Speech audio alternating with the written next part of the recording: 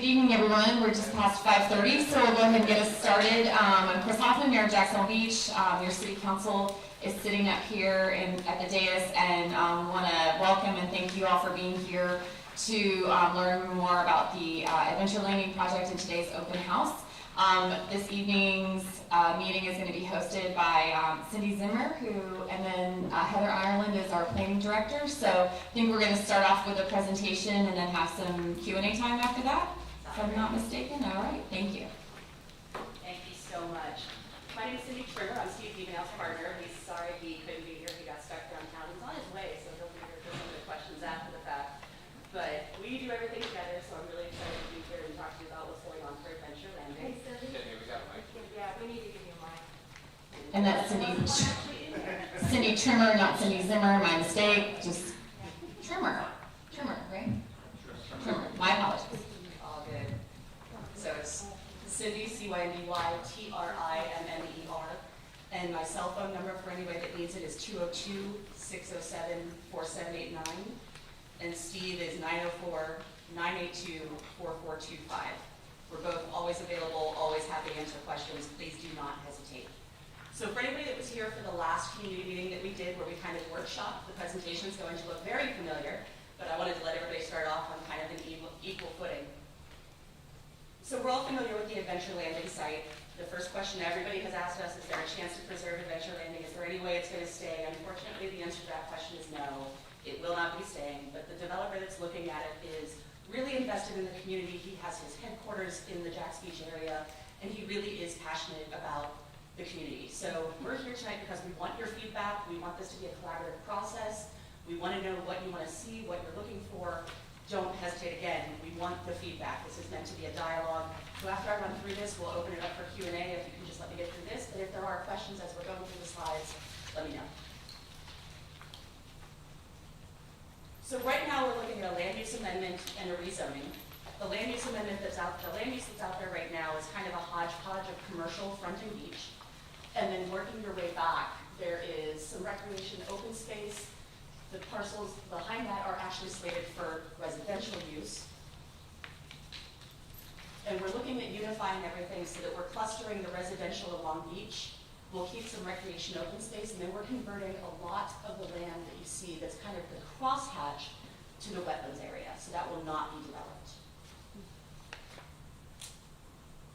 Likewise with the zoning, right now you've got the commercial and the kind of magenta facing beach.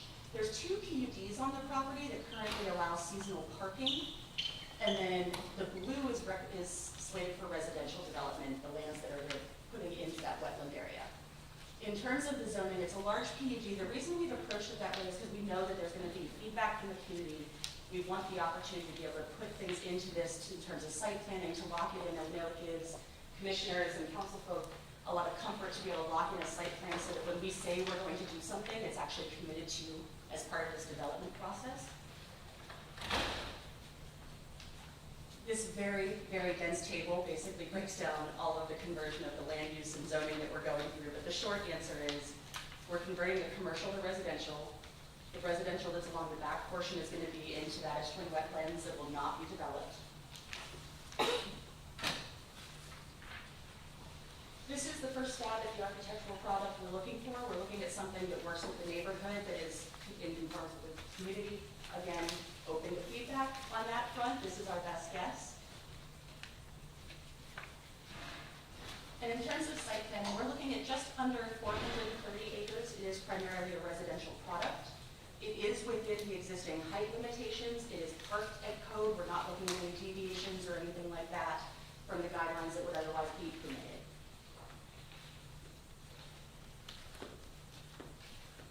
And the team that we've got, Dynamic, is one of the top-rated architectural firms, so they've been really excited to work on this one as well. And ETM is one of the local firms doing engineering, so they've been really great to work with on the wetlands and conservation area that we've got on the project.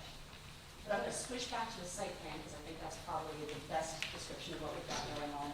But I'm going to pause there, and if anybody wants to go, just raise your hand. It's not limited to time or 3 minutes or anything like we've got with council. This is really meant to be very informal.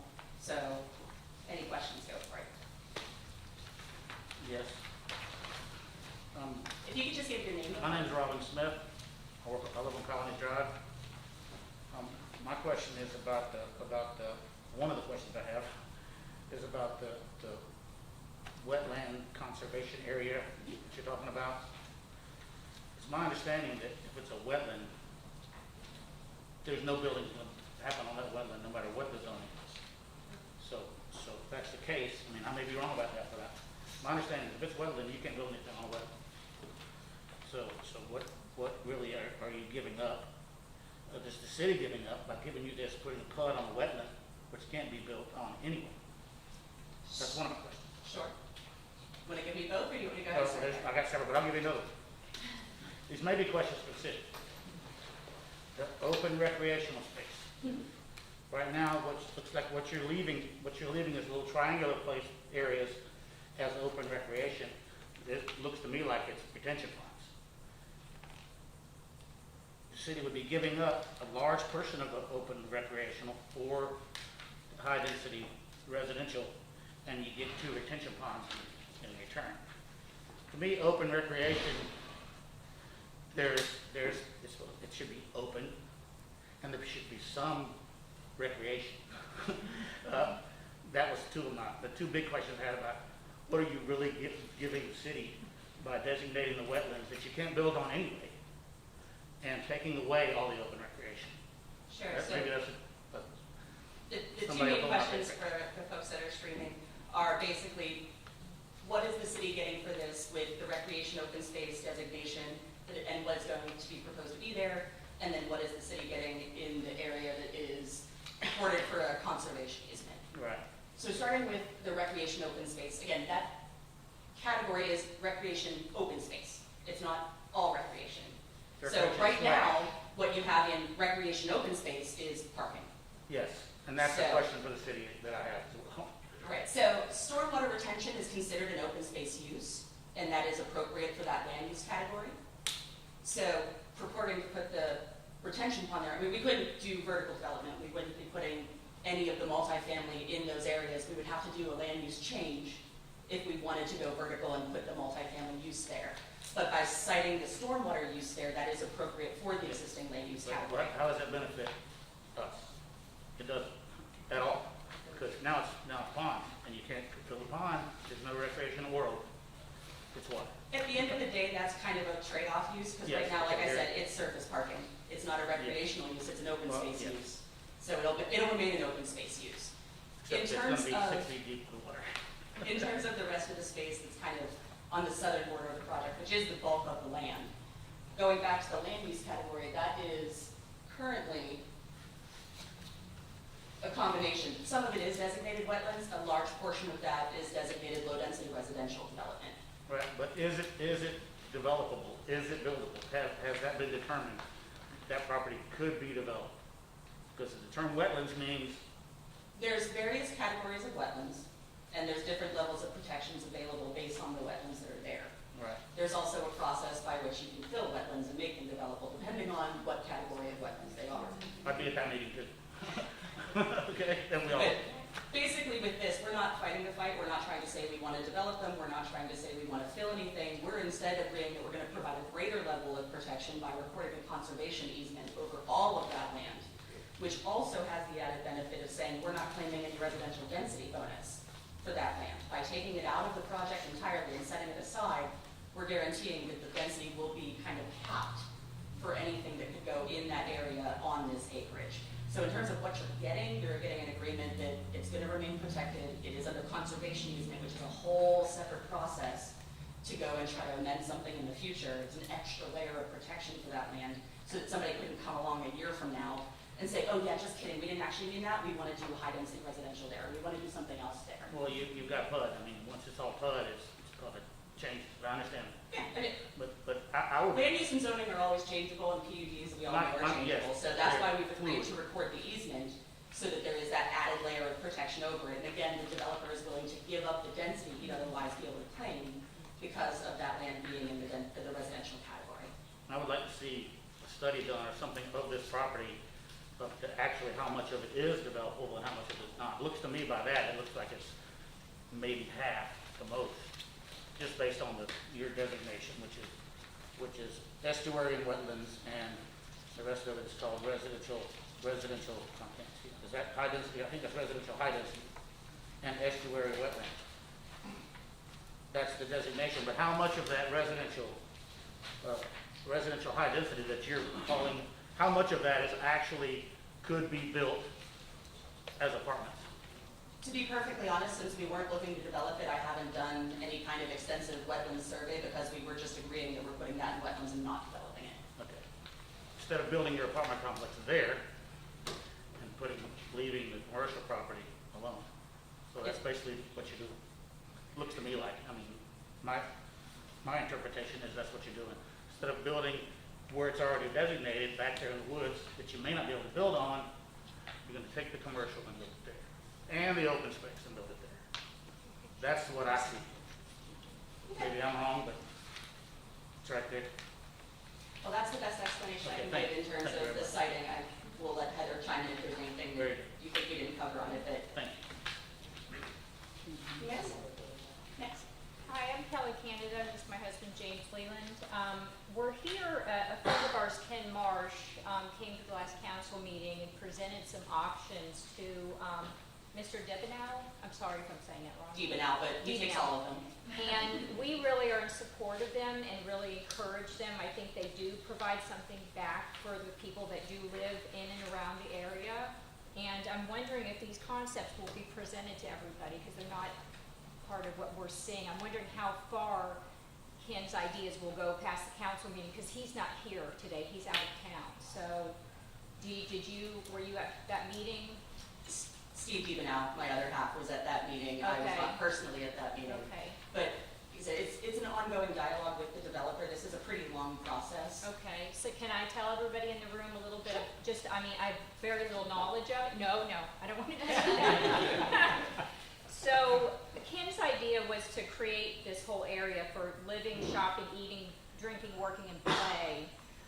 Similar to Cradle Creek Preserve. I've never been there. I went and looked it up online. But there is nature trails and what you have as the wetlands now. So people could go in, kind of similar to the marshes down in Ponte Vedra, where you can ride your bike around. There's maybe access, you can get a canoe out. There's a place where you can park your bike. There might be some restrooms for people to use. That trail hopefully one day will extend on to others throughout, city of Jacksonville Beach. We have a lot of people that run, that bike, and we need more safe places to do that.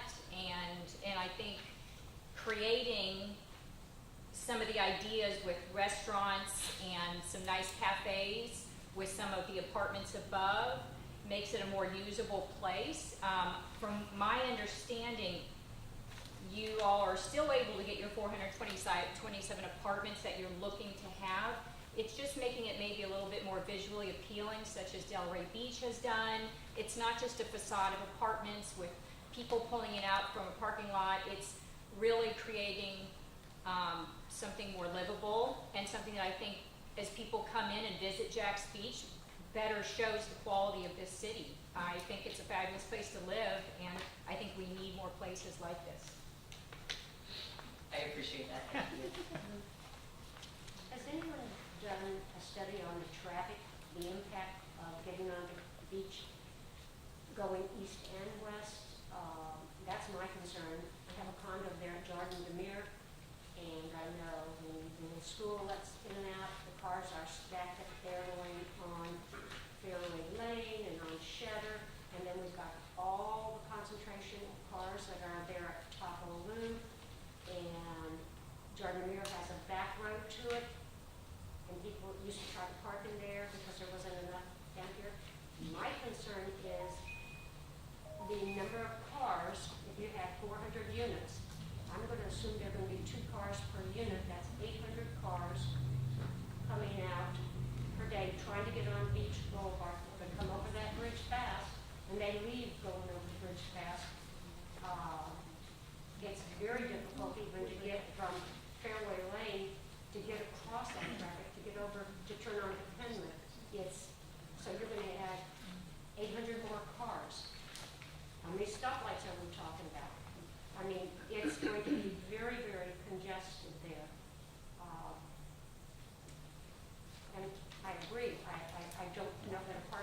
just a calling card. Maybe bring two things together.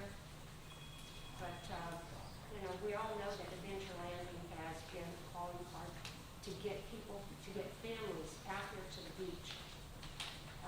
Margaritaville says young people and having fun, and that's great. We need that too. But I've noticed that we're in the Beaches Leader, they always talk about all the parks that we're trying to improve, et cetera, for the kids, COVID, all this other stuff. And I see a wonderful area to put things for families in. Not because when you say 800 square feet, you tell me college kids. 800 square foot apartment is not a family. And so you're going to have a different lifestyle going on there. I'm on it, you know. And Taco Lou says a different lifestyle. And then as you go in, we really got to think this through, you know. But The main question in terms of the traffic. mm-hmm. So anytime you're filing a land use amendment, especially something of this scope, the planning department and all of the parties involved do look at traffic, both just coming and going and then kind of a more global. I don't want to overspeak, so I'll let Heather kind of talk about the analysis they do. But on the developer side, what we'll frequently see when we do things like this is a recommendation will come back, and then we have to talk through any traffic improvements that need to be done, whether it be signal timing, signalization if it ends up being warranted, extension of existing turn lanes, new turn lanes, things along those lines to mitigate impacts. But Heather, if you want to. Grab a microphone so y'all can hear me. Yeah, like Cindy said, we'll look at things like the existing use, what the traffic generated from that is, the existing traffic on Beach Boulevard, which is a DOT road, so we'll be able to get traffic counts for that. And then also what the proposed traffic generation is for the project that they are proposing. I think you've done a general analysis of what the parking for the existing use and the proposed use is, so it's all stuff we'll look at during our formal review of their different proposals. Yeah, because we're going to have growth at Beach and Marine too, aren't we? Yes. So now we've got more traffic. Well, And, It's the same thing. you know, Only bigger. getting out of Jacksonville Beach during a hurricane is going to be fun if we have all that congestion right there at the point to escape. That it absolutely is I something just that think it's important to is think through. analyzed as part of it, including emergency preparedness and the opportunities for evacuation when it's needed. And these things aren't done in a vacuum, and they do thankfully know globally what's happening across the street as well. So that is all taken into consideration, and it's all part of the process of getting through any type of an amendment. In terms of the mix of uses, we did hear that right now it is contemplated to be a residential product, but we have conveyed the recommendation that they look at a mixed use and something vertically integrated or some other mix on the site. And one of the very first comments that we got ever was, would you consider looking at incorporating recreational elements onto this that would benefit the community? That's absolutely something that everybody wants to see happen, including the developer, and is very open to that concept in terms of having something in that back parcel that can connect over and do connectivity that would allow for bike ped type use off of Beach Boulevard, kind of into the nice shaded areas. So that is something we're looking at for it. So that kind of brings up why I'm here. So, I mean, there's not a lot of places to take your kids in Jacksonville Beach besides the park, which kudos to council. They've done a wonderful job this year in enhancing our parks. But taking this away, I mean, you said the developer is headquartered here and he's invested in making this, you know, like right for the community. But the first draft, like plan as is, I just don't see how this benefits any current Jackson Beach resident. And I know I'm happy you're having this conversation, but like what you just said about the open rec area, like as a consideration, that was the first public comment that you received. That's what the families of Jacksonville Beach really want. We want this not to just be taken away as like it's just now available for the residents of the apartments, and there's some conservation land that we don't have access to, and you all get to cut. We would really like to see the area as a, to Ken Marsh's like plan's point, like a community space that we're not opposed to the apartments. We think, well, some people are, but like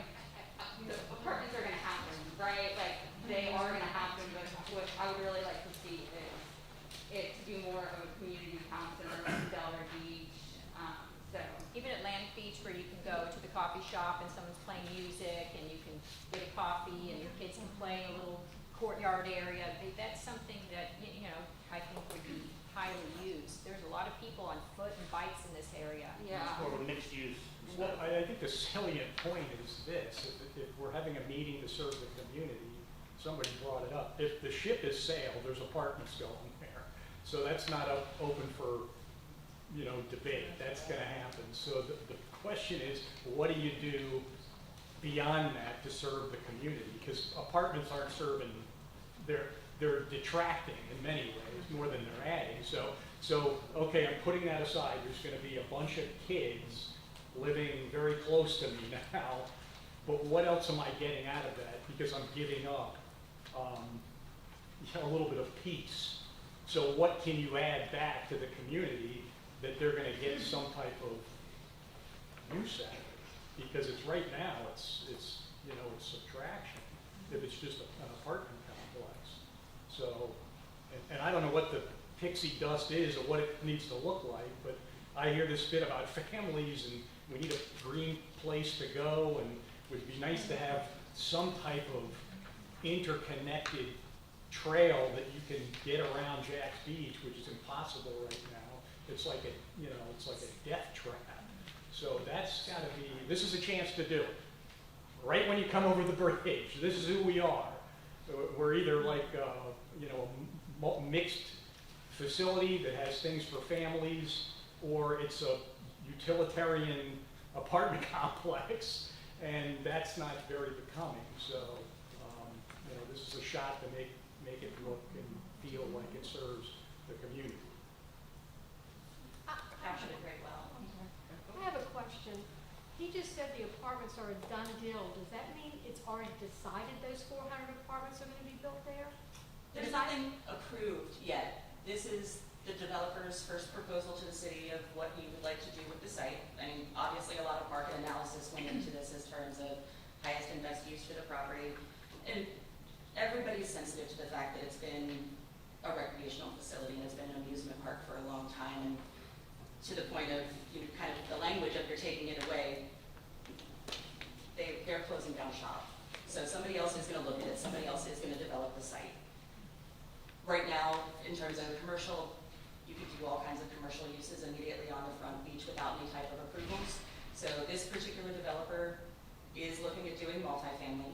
We've heard the feedback that you'd like them to look at doing some type of mixed use on the site or incorporating recreational elements. Those are great comments and great feedback that we can look at. So things like that are really productive and helpful.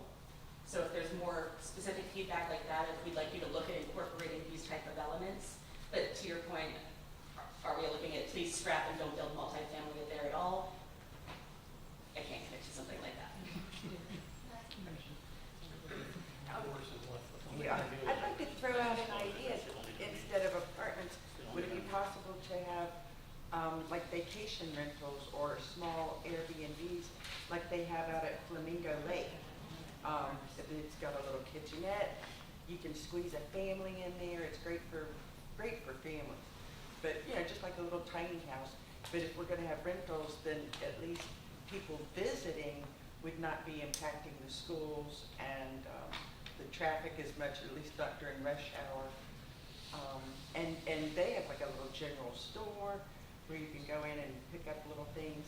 And I love Ken's idea. So if the community is there as well, they can make use of the store or a bike depot where you can rent a bike and have commercial money coming in that way.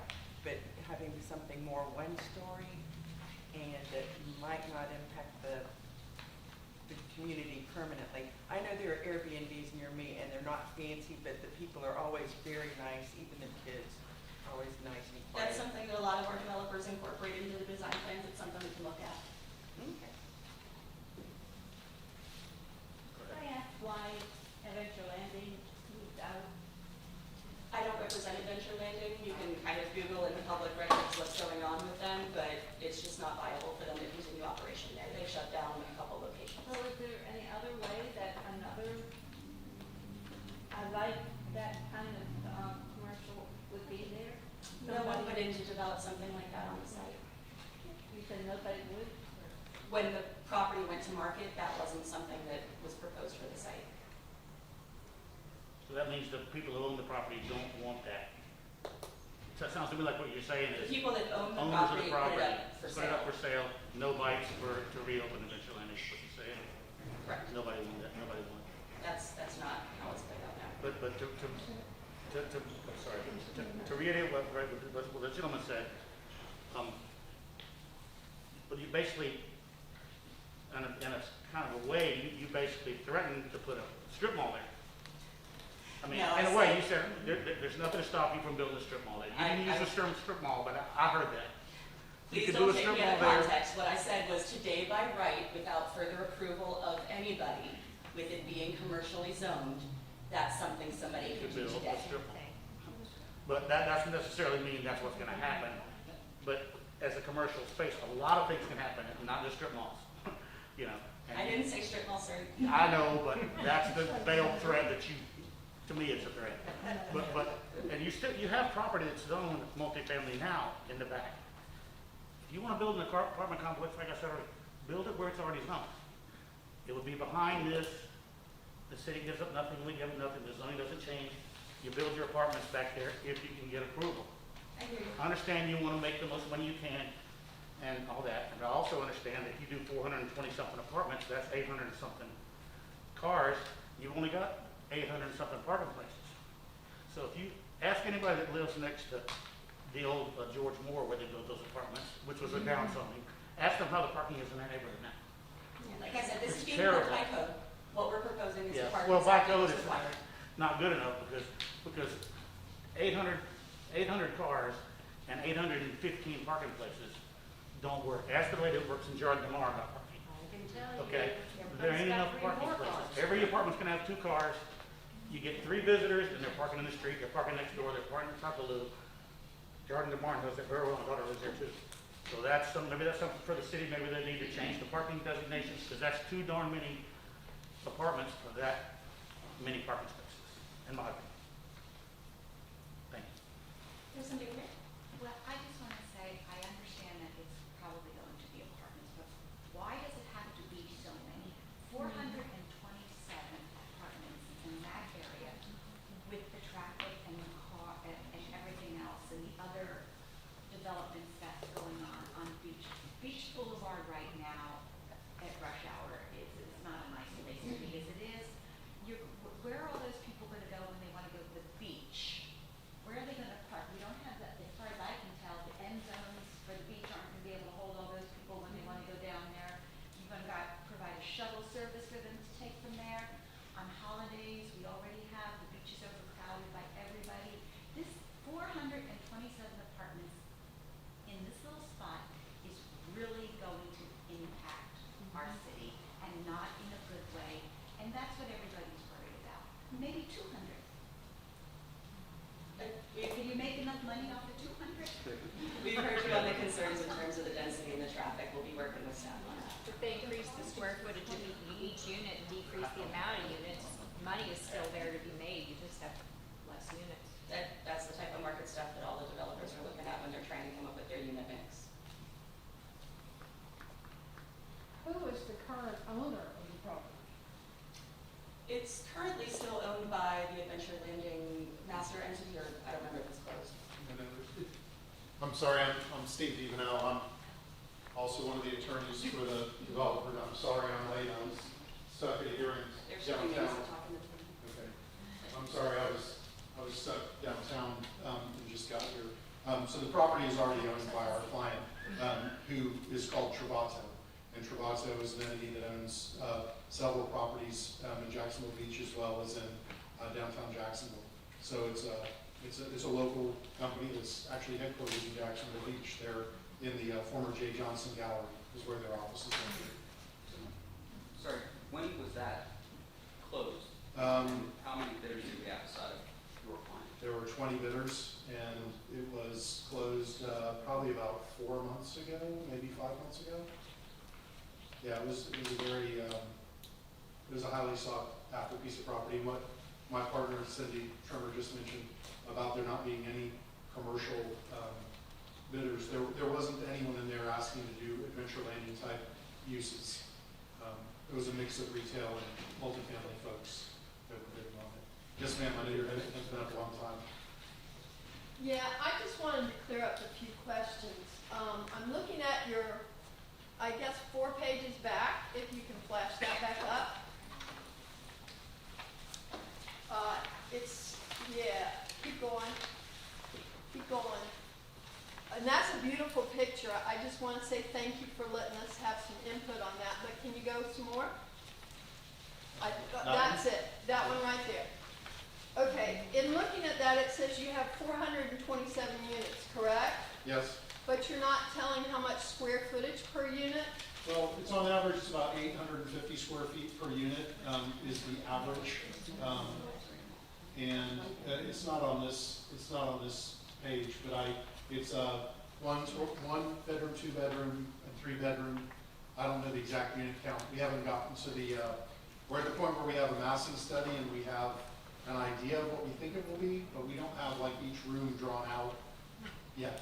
And you haven't listed whether or not it's a condo, meaning somebody's going to invest in it, versus an apartment somebody's going to rent. Yeah, it's for rent. It's not a condo product. It's a So for it's rent not a product. condo. Correct. And then you have on the back of that, and you look in that gray section right there where you have a 4-story parking lot, which I'm not sure is in the limits, versus the 3-story apartments. So how high is the 4-story parking unit that you have 854 spaces set off? So the 4-level, it's a 4-level parking garage, and it certainly would have to fit within the 35-foot height limit. It can't go over 35 feet. And the parking garage would be holding 400 cars, is what we've got outlined on the sheet there. So you're assuming the other 400 cars are going in all those other parking spaces? They're surface parked, correct. So you've got 854 spaces listed. Correct. And tangent to what you're doing is the beach marina across the way. Yeah, I know as much about that as you do. Correct. So basically, you're looking at land that goes from about a 7-foot topography of wetlands to about an 18-foot topography of wetlands, and you're going to be building that parking garage on the edge of wetlands. So, great question. So if you see the point where it says 4-level parking garage right under the R, directly to the south of the R, there's a dotted line, that's the setback. And then you go a little bit further, and there's a dark colored dotted line, that's the property line. Right in there, there's a thing called the coastal high hazard that exists right in that area. That's an area that is flagged for basically very limited development.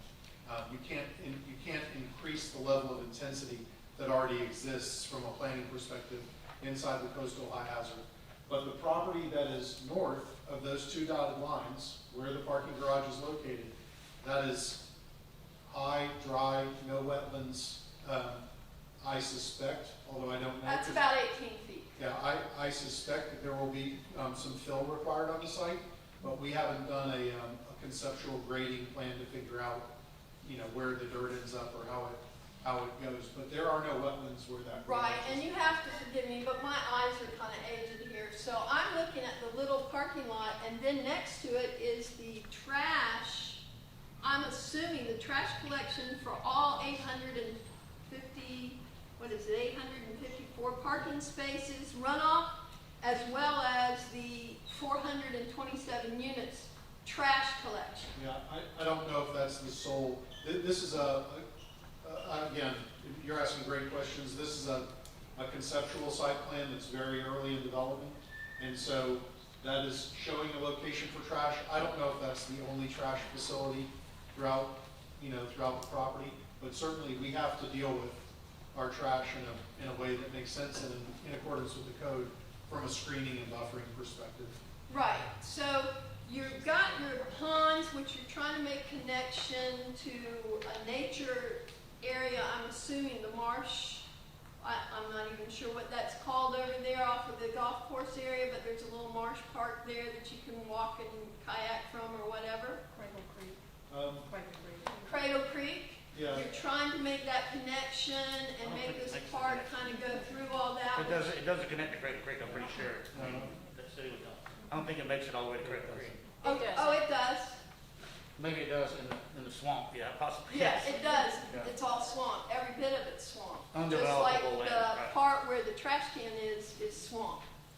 But my question has to do with if you're making it a multi-use facility and you haven't done an impact fee yet, or an impact statement of how this might affect the residents in traffic or transportation or schools or anything else, why don't you have another proposal that has the multi-use things that you're talking about but not showing in the picture? And in the multi-use things, do you mean mixed use, like that there be retail? incorporated? Retail, a sidewalk that goes further than Beach Boulevard, something that's multi-use. So I'll tell you how we're dealing with that conceptually. So we filed this, you may have said this already, we filed this as a PUD. We think that this would fit under your current standard zoning code without any deviations. So we think that we could do this under a standard zoning category.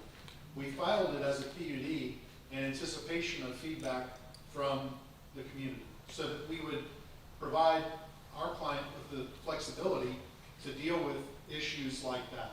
So what we're doing today is we're seeking feedback and we're seeking information and ideas and input, and we will incorporate what we can, and what we can't, we will explain at the right time why we were not able to incorporate some of the ideas. But we purposefully filed an application that allows us to deal with conditions or special circumstances.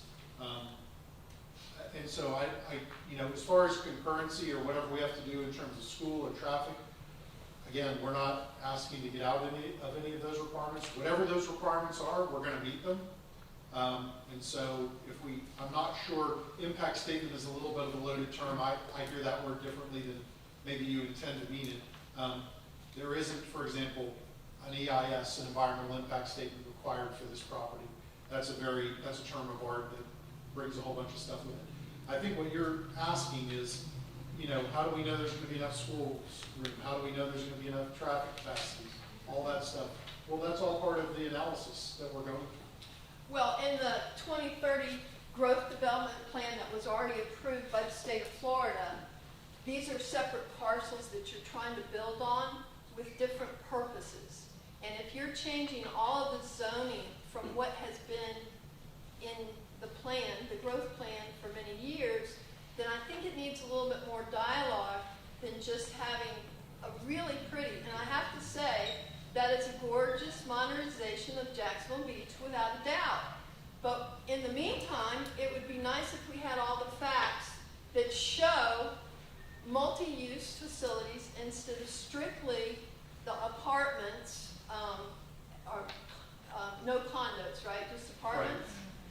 And you've got all the ponds and recreation area hidden behind the parking area, so I would think it's kind of private because I think you have to gate it off to some degree. You're not really allowing any kind of public use towards the conservation land. You're not giving us access to the conservation land, even though I think that's a nice little dog park over here on the north side. I'm not sure. So just to address one of your issues or one of the things you mentioned. So yes, the comprehensive plan changes.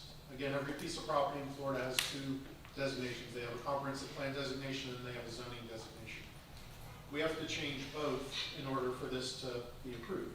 So our comprehensive plan amendment will be traveling to Tallahassee for a review. So the staff, if we're successful, the staff reviews it.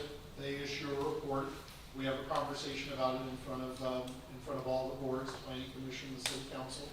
And then if it gets transmitted to Tallahassee, they will review it. And then they'll send back comments that may or may not be incorporated, depending on what their comments are. So your notion about, they will look at, for example, what's the traffic generation potential of these comprehensive plan categories. And they will compare it to this, which is our proposed comprehensive plan categories. And there'll be an analysis on traction, there'll be an analysis on traffic, there'll be an analysis on kids. That's typically what happens. That might be the impact statement you're talking about. Well, I'm just wondering what stage you're in. What you're saying, if I heard correctly, was that you're pretty well set. This idea looks like it's pretty consistent all the way across.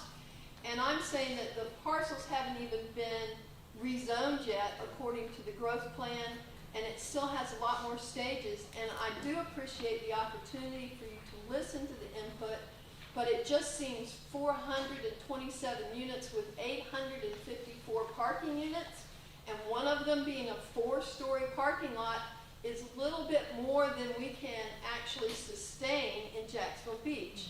And I appreciate the opportunity to speak, and thank you Sure. very much. So everybody knows, we have filed preliminary applications with the staff. We haven't had a public hearing. We haven't had any public votes. So we are, I won't say we're in the top of the first inning, maybe we're at the bottom of the first inning for the whole process. We have a land use amendment application that has to get reviewed and transmitted, brought back. And then we have a zoning application that we believe will be a PUD that will travel along with it later in the fall, or maybe even in the spring once it gets back. And again, we filed our zoning application at the beginning, even though it's not required, but we filed it at the beginning so that all these issues everyone would be able to see. We're not going to catch anyone by surprise. We want everyone to see what we're proposing, and then we'll try and figure it out. Yes, sir. Well, I was just gonna say, if we're in the first inning, then I propose that the paradigm gets shifted to the filter that all these things are going through. Instead of how do we mitigate the negative impacts to the community, that we say, how does this benefit the community? And it's because all I'm hearing is like, how do we keep the traffic down? How do we, how do we mitigate the negative? And somebody needs to start thinking about how does this benefit the community? And if that's maybe the first decision, it's like, that would be great to hear. This is what it's going to do for you, citizen of Jacksonville Beach. So I'd love to see that list of benefits that this brings to the community. And I'm sure there's many, and there's probably many I do not know. But it's, I know somebody's making money. I get that. I'm a businessman, so. But in the spirit of building a better city, how does this benefit us as citizens? I appreciate that. Yes, yes, ma'am. I'm going to jump in on off of that. My name is Megan Carlin. I'm a mom here in town. I technically live on San Pablo, just over the ditch, but my entire life is on this side of the ditch. My daughter goes to school at San Pablo Elementary. We are on this side of the ditch most of our time, but the biggest complaint I've heard from moms is we're losing such a huge, fun place for our kids. I have young kids. I have a 5 and a 2-year-old, so I can take them to a park, but I know lots of moms that have 10-year-olds, 12-year-olds. You can't really take a 10, 12-year-old to a park. That's kind of a weird thing for a kid to go to. Like, looks a little strange. There's not a lot of places around town to take these kids and for them, besides the beach. The beach is great, but you go 3 times a week, you're over the beach by July for the summer. I get it. It sounds like, eventually everything's gone, which is a huge bummer. But what can we do to actually bring families to an area? Because we're losing this huge benefit to our community. I cannot tell you how many times, whether it was at the water park or if it was at the beach, that I met people not even from Jacksonville that came here that chose Jacksonville because we had a beach and a water park within a mile of each other. It was a great place to be. I can't tell you how times that happened. So to lose it, I think, is a negative for our city, but from a local standpoint, it was great to entertain all the kids. So what can we do besides apartments? I mean, as a mom, I was deflated when I heard this was going and it was going to be apartments. There's nothing for my family that this is replacing. Right. Yeah. During this was the best summer that I've ever had with my kids, between the water park, the beach. Like, I can't tell you I haven't had this much fun this summer as I did this summer. We had season passes to the park. I was there. Actually, I was there earlier today. That's why I still have my hat. I think it's actually still wet from the park. It was a blast, and all I've heard, if you go onto the local mom groups on Facebook, this is a hot topic right now. Everyone is excuse my, everyone's pissed that they're losing this, excuse my language, but that's truly like the attitude and the feeling about this. So I liked your point of switching this. How do you switch it and say, this is what you're benefiting? You're not just losing, it's not just apartments.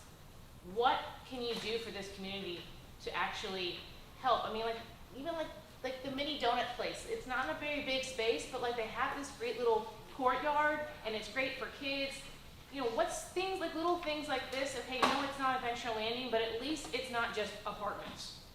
That's deflating. I agree 100% with that.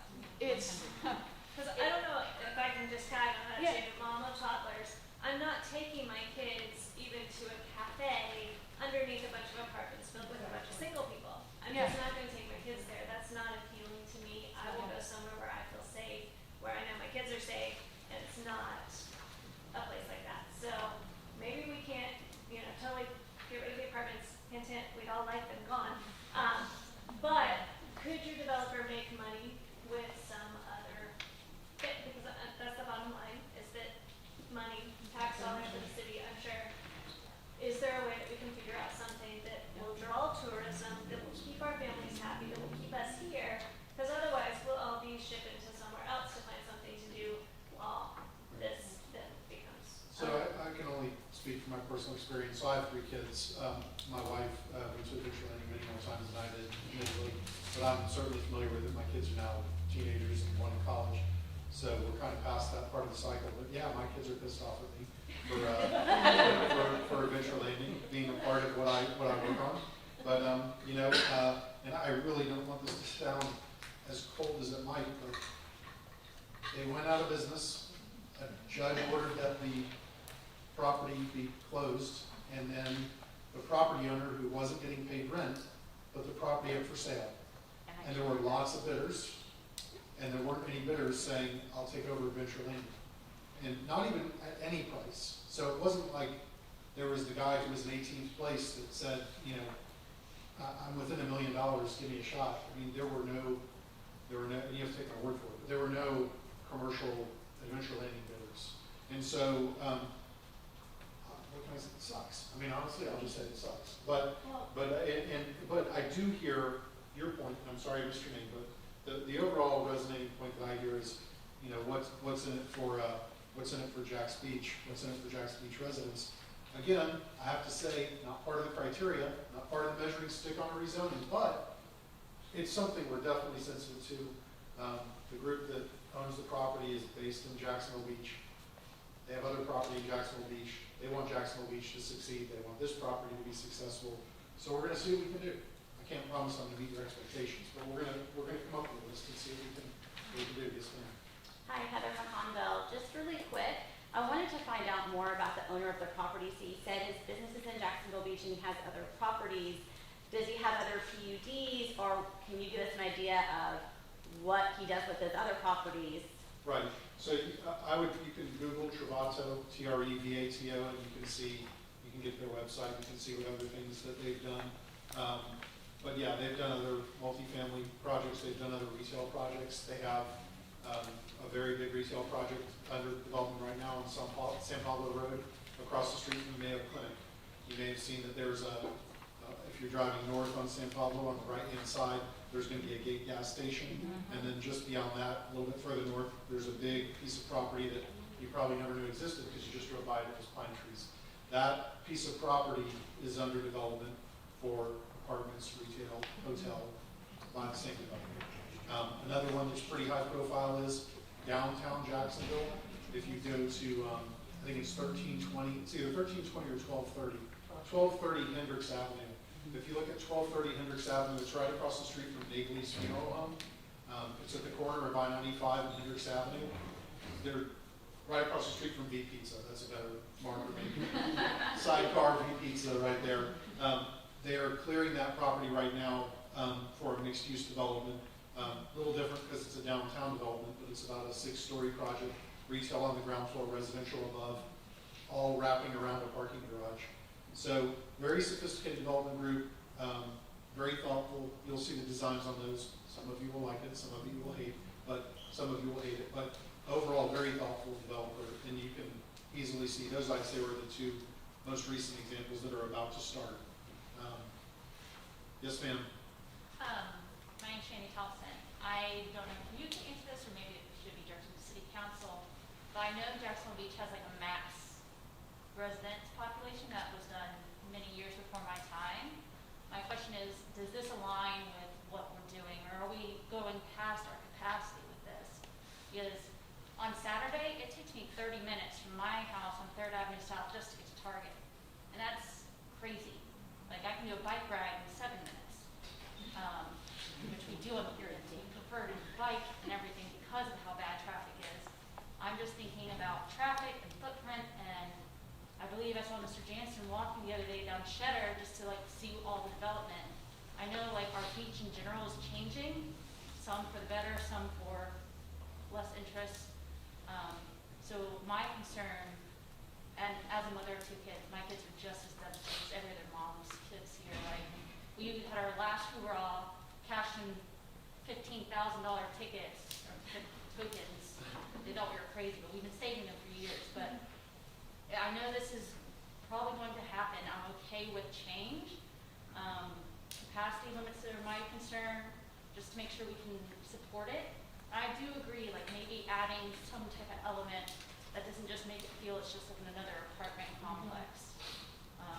Somehow to make that also, as someone who was a resident and I am a resident, but a younger resident, I prefer to walk. For these people in these apartment complexes, that's a big chunk of like nothing between them. I mean, the next thing you have is like Takaloo, or are you gonna support like they're walking down Beach Boulevard, or is there gonna be like I saw there's conservation, are there new trails back there or anything? Yeah, all great suggestions, all things that we're looking at, and it'll all be part of our thoughtful response to the ideas we're getting. In terms of your point about the carrying capacity of the city, I'm not familiar with that statistic or that metric, so I don't know the answer to your question, but if it's one that exists, I'm sure we'll find it and figure it out. I don't know. Yes. Are we okay on time? I just want to make sure. Okay. Yes, sir. Yeah, I was just going to ask. Sorry, that's all right, Brian. I was just going to ask what should we when should we expect a version 2, or do we have another meeting like this set up, or? So I think I don't know. Look, we're willing to meet with folks again. Absolutely. I mean, it's again. I'll say that we're getting a lot of repetitive feedback. Sure. And so I think we have an idea of what the issues are. Sure.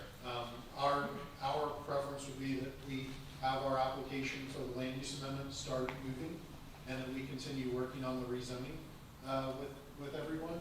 But again, that's ultimately going to be up to a combination of a decision between the staff and the council president and the city manager, and what they believe is the best way to move forward. So I don't know the answer to your question right now. Sure. Yes, sir. Steve, a number of comments. Number one, this is an iconic site for the city of Jacksonville Beach. It's the first thing you see when you come across that bridge and you come into Jacksonville Beach. And from my perspective, it needs to be something really special, that you know that you're coming to a unique place, different feel than just having parking out along the edge of the road and then a series of apartments back behind it. You've got that everywhere in the city. Here, we've got to do something a little bit better than that.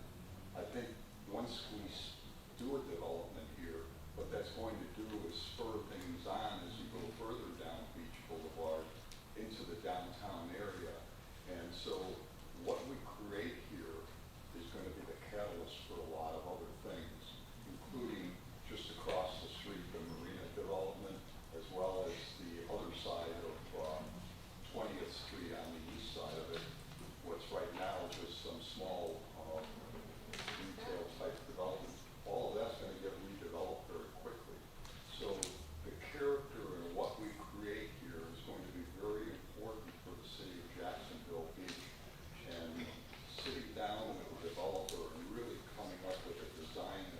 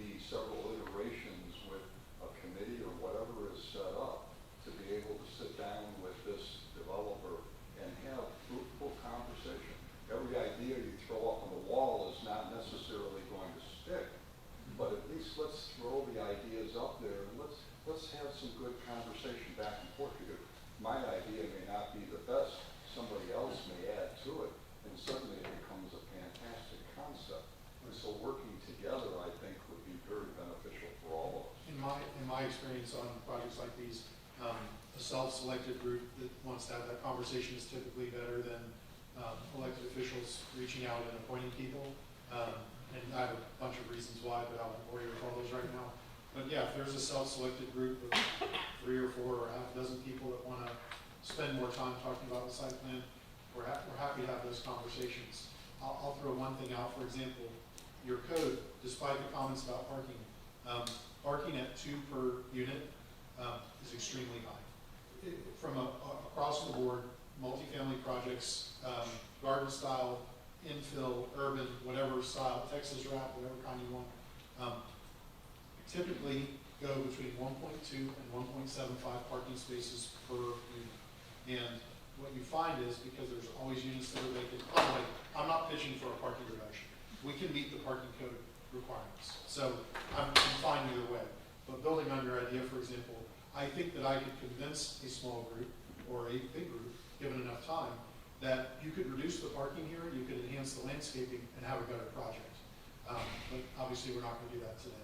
But that's something that, again, that conversation that you suggest, we're happy to have.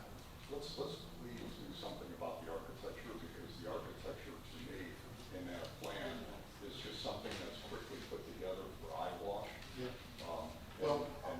And I know we can do better. Yeah, honestly, this early in the project, I don't typically have clients spending, that wasn't a cheap drawing, that was an expensive drawing.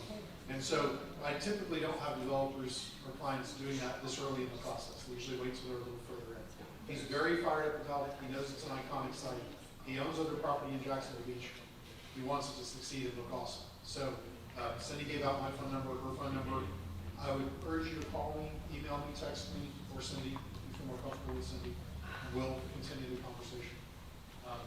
I just want to say in closing that our Jacksonville Beach 2030 comprehensive plan says the population of Jacksonville Beach for 2015 was 23,394 and projected for 23,998.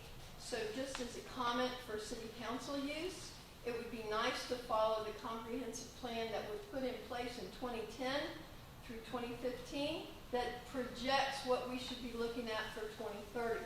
So that's the consistent proposal that we have. That's why you're hearing all the, it's too many. It is too many people in Jacksonville Beach sustained on this proposal that was put out in 2010 for what we have in Jacksonville Beach right now. And that's addressed to the city council as well. Thank you so much. I think on that note, we'll go ahead and wrap up tonight's meeting. We had billed it for 1 hour, so I want to thank you guys all for being here and it started off a little quiet, and then you guys got going with the questions. So before you leave, though, our planning director has 2 emails that she would like to read, and I do invite you, Cindy and Steve, will you be staying around for a couple of minutes to stay, please? I think there's one thing that I know, especially from this meeting so far, is that we have an opportunity to work together. It may not be everything everybody wants, but in some of the things that we've talked about in our strategic plan and where we want to take the city of Jacksonville Beach, we have some opportunities to exactly what you're saying, to put in some benefits to our citizens and to our visitors in this project. So I'm glad to hear that they're very receptive to that, and I think that's something that we're going to be looking for as a council and as a staff going forward. So Heather, if you want to read your emails. Yes, thank you, Mayor Hoffman. And these are long, so I won't read them verbatim. And I honestly don't know if these folks are here, but we did get 2 emails today. And council, if you want copies, I'll be happy to send them to you. Both residents have expressed very similar sentiment that has been expressed tonight in regards to, wishing the space could have a public benefit to the city, and also, not having more apartments and things of that nature. So again, council, I'll make this available to you. And I would like to add, the staff has been working with the representatives for the property owner and talking about some of these, public access opportunities or urban trails. And I'm just going to go ahead and make a plug for the urban trails project that we're working on. We have just gotten started, but there will be an opportunity, several opportunities for the public to get involved through public workshops, surveys, charrettes, things of that nature to actually talk about our urban trails project. We're really early on in the process, so we probably won't start having public meetings, probably not until the fall, but just keep an eye out for those because we really want everyone's feedback as we develop that system. And if we can incorporate new development into that plan, then we would like to obviously do so. So thank you, that's all, Mayor. Thank you, Ms. Ireland. Everyone else, thank you all for coming. Again, Steve and Cindy, thank you for your presentation and for taking time out to be here. Everyone, please stay, talk, ask questions, and please follow our Facebook page if you're not already so that you can stay in tune with meetings like this as they're coming.